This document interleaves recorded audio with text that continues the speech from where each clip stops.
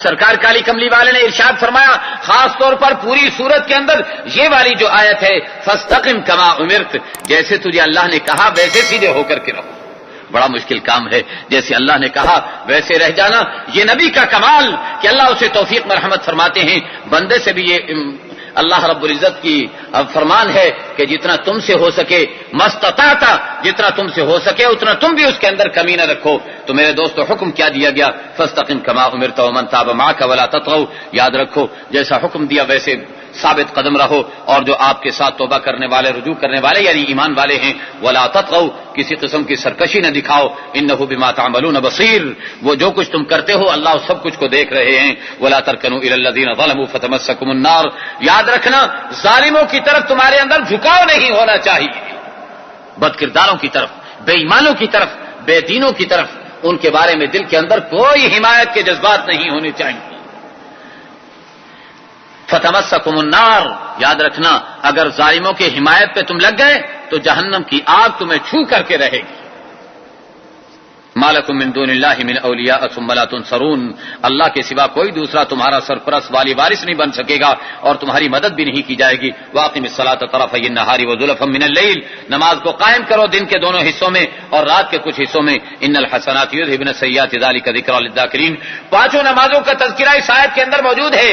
دن کے دونوں حصوں میں اور رات کے کچھ حصے کے اندر نماز کو قائم کیجئے. پانچوں نمازیں قرآن کریم نے یہاں پر ذکر فرما دی. ان الحسنات یذهبن السیئات، نیکیاں برائیوں کو ختم کر دیا کرتی ہیں. اللہ کے نبی نے فرمایا اگر دن بھر میں گناہ ہوتے رہے ہوں ظہر کی نماز کے لیے آئے گا تو ظہر تک ہونے والے سارے گناہوں کو اللہ معاف فرما دے گی، اور پھر عصر کے لیے آئے گا عصر سے پہلے ہونے والے سارے گناہ معاف ہو جائیں گے، اور مغرب کے لیے آئے گا تو مغرب تک ہونے والے گناہ معاف ہیں، اور عشاء کے لیے آئے گا تو عشاء تک ہونے والے گناہ معاف ہیں. اب صاف ستھرا ہو کر کے آرام کرے گا، ہاں پاکیزہ بن کر کے آرام کرے گا. کاش اللہ ہمیں اس بات کی توفیق مرحمت فرما دے کہ 5 وقت کی نماز کی پابندی کرنے والے تو بن ہی جائیں. اس مبارک مجلس میں بیٹھنے والے وہ بھائی بھی ذرا توجہ کریں جو رمضانی نمازی ہیں. رمضانی نمازی بھی تو ہوتے ہیں نا کہ باقی زمانے میں نہیں، بس رمضان کے اندر کر لو سارا جتنا کام کرنا ہے. وہ بھی ذرا فیصلہ کر لیں آج اس مبارک مجلس میں، اندر ہی اندر کر لو دل کے اندر کہ میرے اللہ آج تک غلطی ہو گئی، ہم آئندہ کے لیے غلطی نہیں کریں گے اور تیرے قرآن کا انکار نہیں کریں گے عملی طور پر، اور 5 وقتہ نماز کی پوری انشاءاللہ پابندی کریں گے. اللہ ہمیں توفیق مرحمت فرما دے. آگے کیا کہا قرآن نے؟ فلولا كان من القرون من قبلكم اولو بقية ينهون عن الفساد في الارض الا قليلا ممن انجينا منهم وتبع الذين ظلموا ما اترفوا فيه وكانوا مجرمين. کاش ان بستی والوں میں کچھ ایسے لوگ بھی ہو جاتے جو فساد سے روکنے والے ہوتے، لیکن ایسے پیدا نہیں ہو سکے، لہذا ان لوگوں نے بھی ظالموں کی اتباع کی ہے، اس بنا پر یہ لوگ بھی مجرم بن گئے ہیں. وما كان ربك ليهلك القرى بظلم واهلها مصلحون، تیرا رب بستی والوں کو ہلاک اس وقت تک نہیں کیا کرتا جب تک کہ بستی کے اندر اصلاح کا کوئی نہ کوئی عمل چل رہا ہو. میرے دوستو، اللہ کے عذاب کو ہٹانے کا سامان کیا ہے کہ انسانیت کی اصلاح کے لیے کسی نہ کسی درجے میں قدم بڑھا دو.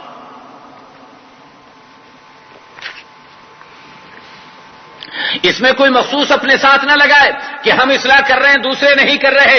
میرے دوستو، کل بھی میں نے عرض کیا تھا کہ دین کی محنت جس انداز پر بھی ہو رہی ہے وہ اصلاح کی محنت چل رہی ہے، اور اس کے نتیجے میں اللہ عذاب کو ہٹاتے چلے جائیں. حضرت مولانا الیاس صاحب رحمۃ اللہ تعالی علیہ جب پہلی دفعہ جماعت نکلی ہے، 3 دن کی جماعت نکلی، اور ان لوگوں نے واپس آ کر کے کیا سنایا؟ کہنے لگے جی حضرت جی وہاں پر حکو پی کر کے آ رہے ہیں، ہم نے حکو پیو ہم نے، اور حکو پی کر کے وہاں سے واپس آئے. بیچارے کچھ نہیں جانتے تھے، جاہل لوگ تھے، وہاں گئے اور جا کر کے حکا گڑگڑا کر کے واپس آ گئے. حضرت مولانا الیاس صاحب رحمۃ اللہ علیہ اٹھ کر کے وجد میں آ گئے اور کھڑے ہو گئے. کہا دنیا والوں اپنی مسجدوں کا بڑا کر لو، اب مسجدوں کی آبادی کا سامان ہو گیا. کسی نے کہا کہ حضرت کیا ہوا؟ یہ تو وہاں سے گھوم پھر کر کے اور حکے وغیرہ کھینچ کر کے وہاں سے آ گئے ہیں اور کچھ بھی نہیں کیا. فرمانے لگے تمہیں کیا پتا، آج تک دنیا کے اندر اللہ کے عذاب کے سارے سامان موجود تھے، آج اصلاح کی شکل نکل آئی ہے، اللہ کے عذاب کو ٹالنے کی صورت پیدا ہو گئی. اللہ اصلاح کی صورتوں میں ہمیں بھی حصہ لینے کی توفیق مرحمت فرما دے. تو میں نے عرض کیا کہ جس شکل کے اندر بھی دین کی محنت ہو رہی ہے یہ اللہ کے دین کی محنت کہلائے گی اور دعوت کی محنت کہلائے گی. قرآن کیا کہتا ہے کہ جب تک بستی والے اصلاح کر رہے ہوں تو اللہ کا عذاب ان پر نہیں آیا کرتا. وَلَوْ شَاءَ رَبُّكَ لَجَعَلَ النَّاسَ أُمَّةً وَاحِدَةً وَلَا يَزَالُونَ مُخْتَلِفِينَ إِلَّا مَن رَّحِمَ رَبُّكَ. قرآن کہتا ہے کہ اللہ چاہتے تو سب کو ایک کر دیتے. آسان کام تھا، کوئی بدکار نہ بنتا، سارے کے سارے نیک بنا دیتے اللہ تعالیٰ. اللہ تعالیٰ فرماتے ہیں اگر سب کو نیک کر دیتے پھر جنت جہنم کا کیا مسئلہ، پھر جنت جہنم کی تو کوئی بات ہی نہ ہوتی۔ ارے جنت اور جہنم تو تیرے بندے تیرے ارادے پر اللہ نے رکھی ہے، اس بنا پر اللہ نے سب کو ایک راستے پر، نیکی کے راستے پر نہیں لگایا بلکہ چھوڑ دیا تم فیصلہ خود کرو تاکہ جنت اور جہنم کا تمہارے لیے جزا بھی دی جا سکے۔ ثواب تو تبھی ملے گا نا، ورنہ اب فرشتے مجبور ہیں نیکی کرنے پر، لہذا ان کے لیے کوئی ثواب نہیں ہے۔ ثواب تو انسان کے لیے ہے جو مجبور محض نہیں ہے، اس بنا پر اس انسان کے لیے اللہ نے ثواب رکھا ہوا ہے۔ وَكُلًّا نَقُصُّ عَلَيْكَ مِنْ أَنْبَاءِ الرُّسُلِ مَا نُثَبِّتُ بِهِ فُؤَادَكَ، قرآن کہتا ہے یہ سارے واقعات ہم اس لیے بیان کر رہے ہیں تاکہ آپ کو ثابت قدمی نصیب ہو جائے، آپ کا دل جم جائے ان رسولوں کے واقعات کو سن کر، پتہ چل جائے کہ رسولوں کی مدد اللہ نے کی، ان کی قوموں کو اللہ نے تباہ و برباد کیا۔ لہذا یاد رکھو آپ بھی اگر اس طرح سے چلو گے، وَجَاءَكَ فِي هَذِهِ الْحَقُّ وَمَوْعِظَةٌ وَذِكْرَىٰ لِلْمُؤْمِنِينَ، اس کے اندر آپ کے لیے حق موجود ہے اور نصیحت موجود ہے اور یاد دہانی ہے ایمان والوں کے لیے۔ وَقُلِ الَّذِينَ لَا يُؤْمِنُونَ اعْمَلُوا عَلَىٰ مَكَانَتِكُمْ إِنَّا عَامِلُونَ، اور جو بے ایمان ہیں ان سے کہہ دیجئے اگر تم ایمان لانے کے لیے تیار نہیں تو اعْمَلُوا عَلَىٰ مَكَانَتِكُمْ إِنَّا عَامِلُونَ، تم بھی عمل کرو ہم بھی کر رہے ہیں، منتظروا انا منتظرون، تم بھی انتظار کرو ہم بھی انتظار میں لگے ہوئے ہیں، کل قیامت کا دن آئے گا سب کچا چٹھا کھل کر کے سامنے آ جائے گا، لہذا ان کے ساتھ زیادہ بحث بازی کے اندر مبتلا نہ ہو۔ یہ جو اتحاد کی بات کرتے ہیں نا سودے بازی کی، کبھی موقع ہوگا تو یہ سودے بازی والا مسئلہ بھی حل کروں گا، یہاں پر بھی بات آ رہی تھی لیکن وقت ختم ہو رہا ہے، اس بنا پر اپنی بات کو ختم کرتے ہوئے قرآن آخر میں کیا کہتا ہے، وَلِلَّهِ غَيْبُ السَّمَاوَاتِ وَالْأَرْضِ، سورت کی ابتدا بھی اللہ کی توحید سے ہو رہی تھی، انتہا بھی اللہ کی توحید سے ہو رہی ہے۔ وَلِلَّهِ غَيْبُ السَّمَاوَاتِ وَالْأَرْضِ، آسمان و زمین کا غیب کس کے لیے؟ ذرا زور سے بولو، ذرا زور سے، کس کے لیے آسمان و زمین کا غیب ہے؟ اللہ کہتے ہیں اللہ کے لیے آسمان و زمین کا غیب ہے۔ وَإِلَيْهِ يُرْجَعُ الْأَمْرُ كُلُّهُ، ساری باتیں لوٹ کر اسی اللہ کی طرف جانے والی ہیں۔ فَاعْبُدْهُ وَتَوَكَّلْ عَلَيْهِ، اسی اللہ کی عبادت کر، اسی اللہ پر توکل کر۔ وَمَا رَبُّكَ بِغَافِلٍ عَمَّا تَعْمَلُونَ۔ وَكَفَى وَالصَّلَاةُ وَالسَّلَامُ عَلَى سَيِّدِ الرُّسُلِ وَخَاتَمِ الْأَنْبِيَاءِ، أَمَّا بَعْدُ، آج سورہ یوسف کا خلاصہ شروع ہوگا۔ سورہ یوسف میں چونکہ سورہ یوسف مکی صورت ہے اور اس کے بعد سورہ رعد آ رہی ہے وہ بھی مکی صورت ہے، اس کے بعد سورہ ابراہیم آ رہی ہے وہ بھی مکی صورت ہے، مکی صورتیں ہیں اور ان میں آپ حضرات جانتے ہیں کہ عقیدہ، توحید و رسالت اور مرنے کے بعد زندہ ہونے کے عقائد کا تذکرہ ان کے اندر چلے گا۔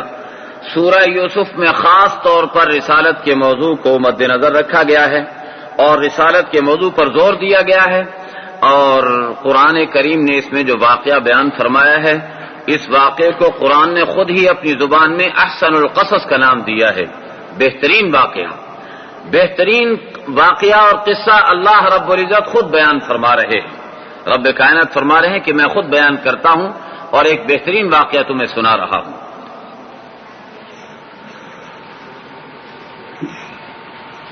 مکہ مکرمہ میں یوسف علیہ السلام کا یہ تفصیلی واقعہ اس انداز پر بیان کرنا نبی کریم صلی اللہ علیہ وسلم کے لیے گونہ تسلی اور تشفی کی بات تھی، اس لیے کہ سورہ یوسف میں حضرت یوسف علیہ السلام کا جو قصہ بیان ہوا ہے اس قصے میں اور نبی کریم صلی اللہ علیہ وسلم کی حیات طیبہ میں بڑی مماثلت نظر آتی ہے۔ یوسف علیہ السلام کے بھائی قتل پر آمادہ سازشیں کر رہے ہیں، قتل کرنا چاہتے ہیں، یوسف علیہ السلام کو تکلیفوں مشقتوں میں ڈال دیتے ہیں، انہیں یوسف علیہ السلام کو کنعان چھوڑ کر کے مصر کا سفر کرنا پڑتا ہے، مصر میں جا کر کے آباد ہونا پڑتا ہے، اور پھر مصر میں اللہ رب العزت جیل خانے سے نکال کر انہیں وہ عزتیں اور رفعت عطا فرماتے ہیں کہ ملک کا مرد اول انہیں قرار دے دیتے ہیں اور پورے علاقے کی حکمرانی ان کے سپرد کر دی جاتی ہے۔ سرکار مدینہ سید دو عالم صلی اللہ علیہ وسلم کے واقعے میں بھی اگر غور کیا جائے تو یہی انداز نظر آتا ہے۔ وہاں یوسف علیہ السلام کے بھائیوں نے یہ پلاننگ کی تھی، یہاں سرکار کالی کملی والے کے رشتہ دار، آپ کے چچا، آپ کے تایا، آپ کے بھائی بند، وہ سارے کے سارے سازش کے اندر شریک ہو کر کبھی نبی کریم صلی اللہ علیہ وسلم کو قتل کرنے کی پلاننگ کر رہے ہیں، کبھی آپ صلی اللہ علیہ وسلم کو ملک بدر کرنے کی پلاننگ کر رہے ہیں، اور پھر اللہ کے نبی کو مکہ چھوڑنا پڑتا ہے، مدینے میں جا کر کے آباد ہونا پڑتا ہے، پھر مدینہ منورہ میں کچھ عرصہ گزرنے کے بعد سرکار مدینہ سید عالم صلی اللہ علیہ وسلم کی حکومت وہاں پر قائم ہو جاتی ہے، اسلام کا راج وہاں پر نافذ ہو جاتا ہے۔ بالکل وہ انداز جو یوسف علیہ السلام کا تھا وہی انداز سرکار مدینہ سید دو عالم صلی اللہ علیہ وسلم کی زندگی میں پیش آ رہا ہے۔ اس لیے رب کائنات یوسف علیہ السلام کا واقعہ بیان فرما کر نبی کریم صلی اللہ علیہ وسلم کو تسلی اور تشفی بھی دے رہے ہیں اور آئندہ کے لیے پیشگوئیاں بھی فرما رہے ہیں کہ جیسے یوسف کو جیل خانے سے نکال کر ہم نے حکمرانی کے تخت پہ لے جا کر کے بٹھا دیا، ایسے ہی آپ کو بھی ایک وقت ایسا آئے گا کہ تکلیفوں مشقتوں سے نکال کر حکمرانی آپ کے قدموں میں آ کر کے گر جائے گی۔ تو میرے دوست اور محترم بزرگوں، اس بنا پر نبی کریم صلی اللہ علیہ وسلم کے سامنے یہ واقعہ نقل کیا جاتا ہے۔ ایک اور یہاں پر سوال واقع ہوتا ہے کہ احسن القصص کی ایک وجہ تو یہ جو میں نے عرض کی کہ آپ کی زندگی اور یوسف علیہ السلام کی زندگی میں مماثلت اور مشابہت پائی جاتی ہے، دوسری بات یہاں پر یہ ہے کہ یوسف علیہ السلام کا واقعہ ذاتی طور پر بھی اگر آپ دیکھیں تو انسانی زندگی کا ہر شعبہ اس کے اندر پوری آب و تاب کے ساتھ آپ کو کھڑا ہوا نظر آئے گا، اور ہر شعبے کے اندر رہ کر اللہ کا حکم کس انداز پر پورا کیا جا سکتا ہے یہ بات آپ کے سامنے کھل کر کے آئے گی۔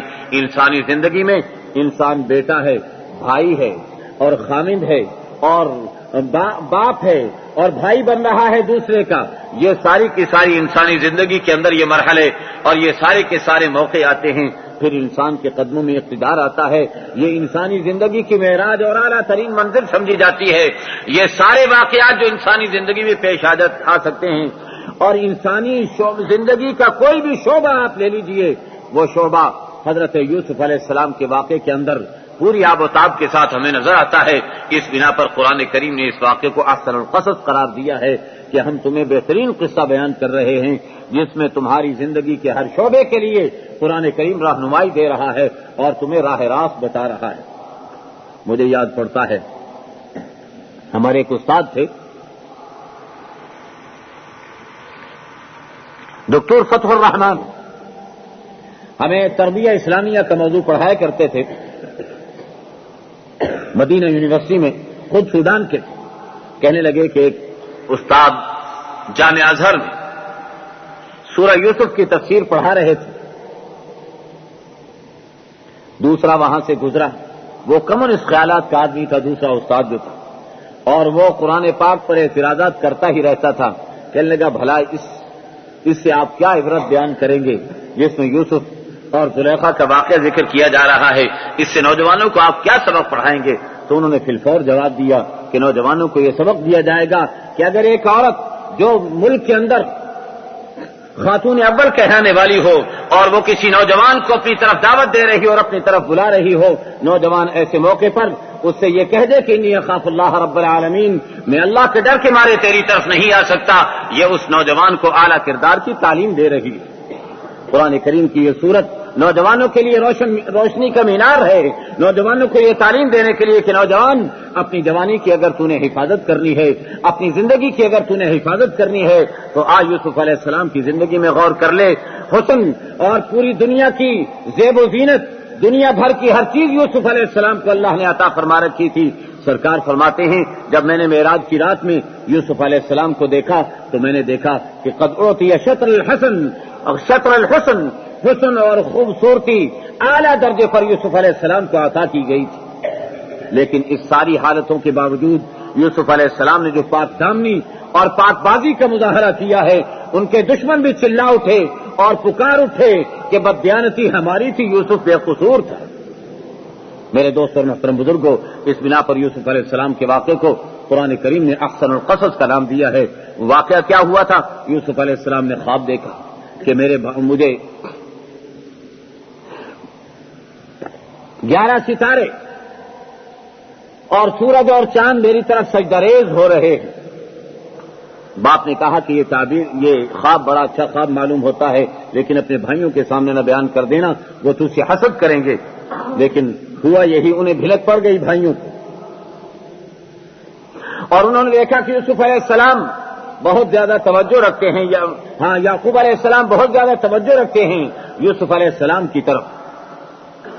اور عام طور پر ایسا ہوتا ہے بڑھاپے میں جب کوئی اولاد ہوتی ہے جو سب سے چھوٹی ہو، اس کی طرف انسان کی توجہ بھی زیادہ ہوا کرتی ہے. یہ ایک انسانی فطرت ہے. اور پھر دوسری بات یہ ہے کہ یعقوب علیہ السلام کے 11 بیٹوں میں سے نبوت لینے والا یہ ایک فرد یوسف علیہ السلام تھا.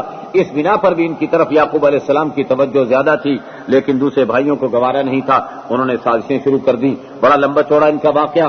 یوسف علیہ السلام غلام بنا کر کے مصر میں لے جا کر کے بیچے گئے اور چند دراہم کے اندر بیچا گیا. بعض روایتوں سے پتہ چلتا ہے کہ 22 درہم میں جا کر کے وہاں پر بکے ہیں، اور بکنے کے بعد 22 درہم میں تو قافلے کے اندر بکے ہیں، اور قافلے میں بکنے کے بعد جب مصر میں پہنچے ہیں تو 20 دینار کے اندر وہاں کے عزیز مصر نے ان کو خرید لیا ہے. دینار درہم سے زیادہ قیمت رکھنے والے ہوتے ہیں. آج کل کے لحاظ سے 20 دینار 7.5 تولہ سونے کے برابر بنتے ہیں. تو 20 دینار میں حضرت یوسف علیہ السلام کو عزیز مصر خرید لیتا ہے. اس کے بعد لمبا واقعہ ہے. زلیخا اپنی طرف مائل کرنے کی کوشش کرتی ہے. پرسو زلیخا جو ہے اس عورت کا نام یہ ہمیں تاریخی روایات بتاتی ہیں. قرآن و حدیث نے اس عورت کے نام کا کوئی تذکرہ نہیں کیا ہے. قرآن کریم نے تو مطلقاً اتنا کہا کہ عزیز مصر کی بیوی. اب آگے وہ کون تھی، کیا نام تھا اس کا، قرآن کریم اس سے بالکل لا تعلق ہو رہا ہے، اور ناموں سے ہمیں کوئی فائدہ اور فرق بھی نہیں پڑتا ہے. لیکن تاریخ میں اس عورت کا نام راعیل بیان کیا گیا ہے. میں یہ بتا رہا ہوں تاکہ آپ لوگوں سے آئندہ سال میں بھی پوچھ سکوں، کیونکہ میرا بھی حق بنتا ہے نا کہ اس سال میں آپ کو بتاؤں اور آئندہ سال آپ سے پوچھوں کہ یہ نام بتاؤ مجھے. تو کیا نام بتایا اس عورت کا، راعیل نام بتایا گیا، اور زلیخا اس کا لقب بتایا گیا کہ زلیخا لقب تھا، راعیل اس عورت کا نام تھا. اور یوسف علیہ السلام کی ماں کا نام راحیل تھا. ہاں سے راحیل یوسف علیہ السلام کی ماں کا نام، اور اس عورت کا نام راحیل اور اس کا لقب زلیخا تھا. بہر صورت اس نے بڑی کوشش کی، اور یوسف علیہ السلام کے امتحان اس وقت ان کے سامنے آیا جب اس نے یوسف علیہ السلام کو بلایا. یوسف علیہ السلام گھر میں غلام کی حیثیت سے رہتے تھے، لیکن غلام کی حیثیت سے رہنے کے باوجود جب انہیں دعوت دی گئی اس عورت نے انہیں بلایا. بلانے کے بعد اندر کمروں میں لے گئی اور وہاں جا کر کے یوسف علیہ السلام کو اپنی طرف متوجہ کرنے کی کوشش کی. ہائی تلک، کیا کہا کہ یوسف ذرا میری طرف متوجہ ہو جاؤ، میں تمہیں اپنی طرف دعوت دے رہی ہوں. لیکن یوسف علیہ السلام کی زبان سے کیا لفظ نکلتا ہے، معاذ اللہ انہ ربی احسن مثوائی، میں تو اللہ کی پناہ مانگتا ہوں ایسی بدکاری سے اور ایسی غلط حرکت سے. بہر صورت جب اللہ توفیق عطا فرماتے ہیں بندے کو تو بندے کی صیانت اور بندے کی حفاظت کا انتظام بھی رب کائنات فرما دیا کرتے ہیں. اور میرے دوستو، نبی معصوم ہوا کرتا ہے، میں اس سے پہلے بھی عرض کر چکا، اور انشاءاللہ کسی موقع پر عصمت انبیاء کا مسئلہ آئے گا تو تفصیل سے اس بات کو بیان کرنا ہے. اللہ ایسا موقع نصیب فرما دیں، کیونکہ یہ ہمارے عقیدے کا مسئلہ ہے. بہر صورت یوسف معصوم تھے، نبی ہونے والے تھے، اس بنا پر یوسف علیہ السلام سے ایسی بدکاری صادر نہیں ہو سکتی تھی. یوسف علیہ السلام نے، اللہ نے یوسف کی جوانی کی حفاظت فرمائی اور ایسے عمل کے اندر مبتلا نہ ہو سکے. جان چھڑانے کے لیے جب وہاں سے دوڑے ہیں، روایات یہاں تک بتاتی ہیں کہ اس نے کمروں کو بند کر دیا تھا. یوسف علیہ السلام کے دل میں یہ بات آئی کہ میں دوڑا تو دروازے کیسے کھلیں گے، مگر فوراً اللہ کی طرف سے تنبؤ کر دیا گیا کہ یوسف جان بجا کر کے بھاگنا تیرا کام ہے، راستے بنا دینا یہ میرا کام. جب بندہ ارادہ کر لیتا ہے اپنے آپ کو بچانے کا تو رب کائنات اس کے لیے اسباب و وسائل مہیا کر دیا کرتے ہیں. چنانچہ یوسف علیہ السلام دوڑتے ہیں، دروازوں کو ہاتھ لگتے چلے جاتے ہیں، تالے ٹوٹتے چلے جاتے ہیں، راستے کھلتے چلے جاتے ہیں، ساتھوں کے ساتھوں دروازے کھل جاتے ہیں اور یوسف علیہ السلام نکل کر کے باہر ہو جاتے ہیں. اسی اثنا میں یوسف علیہ السلام کی قمیص پر زلیخا کا ہاتھ پڑتا ہے، قمیص پیچھے سے پھٹ جاتی ہے، باہر نکلتے ہیں. عزیز مصر دروازے پر آ چکا ہے اور وہ کہتا ہے یہ کیا معاملہ اور کیا ماجرا ہے. یوسف علیہ السلام ابھی جواب بھی نہیں دے پائے تھے کہ وہ عورت فوراً پکار اٹھی. وہی بات ان کیدکن عظیم، عورتوں کا مکر اور عورتوں کی سازشیں بھی بڑی زبردست ہوا کرتی ہیں. تو کیا کہنے لگی ذرا دیکھو تو صحیح، تیری عزت پہ ڈاکہ ڈالنا چاہتا تھا، تیری عزت پہ ہاتھ ڈال رہا تھا، ایسے آدمی کے لیے کوئی سزا تجویز کرو. لیکن محبت تو اس کے دل میں بڑی تھی نا یوسف علیہ السلام کی. اس نے سوچا کہیں جذبات میں آ کر کے میرا خامد اسے قتل نہ کر ڈالے، اس لیے فوری طور پر کہنے لگی یا تو اسے کوئی سزا دے دو، زیادہ سے زیادہ اسے چلو جیل کے اندر بند کر دو. یہ اس نے خود ہی سزا بھی تجویز کر دی. لیکن بہر صورت یوسف علیہ السلام نے بھی بیان کر دیا واقعہ کہ صورتحال یہ نہیں، یوں ہے صورتحال. تو اس نے کیا کہا یوسف علیہ السلام سے، اسے سمجھ گیا وہ کیا حرکت کس کی ہے، شرارت کس کی ہے. اس بنا پر یوسف علیہ السلام سے کہنے لگا کہ یوسف دیکھو، ایسی یوسف عارض عن ھذا، یوسف اس واقعے سے چشم پوشی کر لو، آئندہ اس واقعے کا تم تذکرہ بالکل نہ کرنا، اور اس سے کہا کہ واستغفر لذنبک، تو بھی اپنے گناہ پر توبہ طائب ہو جا، انکی کنت من الخاطئین، میں سمجھ گیا ہوں کہ خطاوار تو ہے، غلطی کرنے والی تو ہے، لیکن معاملہ یہاں دبا نہیں، بات جو ہوتی ہے وہ پھر پھیلتی بھی ہے، بات پھیل گئی پورے علاقے کے اندر، عورتوں میں بھی یہ تذکرے چل نکلے، تو وہ خاتون اول تھی، اسے اپنی عزت کی فکر دامنگیر تھی، اس نے اپنی سہیلیوں کو بلوا لیا، بلانے کے بعد ان کی دعوت کی، دعوت کرنے کے بعد انہیں بٹھایا، انہیں پھل دے دیا۔ اب وہ کون سا پھل تھا؟ تاریخی روایتیں بتاتی ہیں کہ سیب کا پھل تھا، اللہ جانے کون سا پھل ہوگا، قرآن کریم نے اس کا تذکرہ نہیں فرمایا، قرآن کریم ضرور اتنا کہتا ہے، ہاں قرآن کریم اتنا کہتا ہے کہ وَآتَتْ كُلَّ وَاحِدَةٍ مِّنْهُنَّ سِكِّينًا، ہر ایک کے ہاتھ میں چاقو تھما دیا، ایک ایک چاقو ان کے ہاتھ میں تھما دیا، پھل کاٹنے کے لیے تھما دیا۔ یوسف علیہ السلام سے کہا کہ یوسف ذرا ادھر آئیے۔ یوسف علیہ السلام جب آئے ہیں تو ان کے حسن و خوبصورتی پر جب ان عورتوں کی نگاہ پڑتی ہے، نبوت کا حسن اور نبوت کی خوبصورتی کس قدر ہوگی، وہ جب دیکھتی ہیں تو دیکھتے ہی مبہوت ہو کر کے رہ جاتی ہیں۔ ادھر پھل کاٹ رہی تھی اور یوسف علیہ السلام کے حسن میں مبہوت ہو کر پھل کاٹتے کاٹتے اپنی انگلیاں بھی کاٹ بیٹھتی ہیں، وقطعن ایدیہن، اپنے ہاتھوں کو کاٹ بیٹھی، وقلن حاشا للہ ما ھذا بشرا، اور کہنے لگی کہ اللہ کی پناہ ہے، ہم تو اس بات کی گواہی دیتے ہیں کہ یہ انسان بشر نہیں ہے، ان ھذا الا ملک کریم، یہ تو کوئی مقدس فرشتہ معلوم ہو رہا ہے۔ میرے دوست اور محترم بزرگوں، حضرت یوسف علیہ السلام کو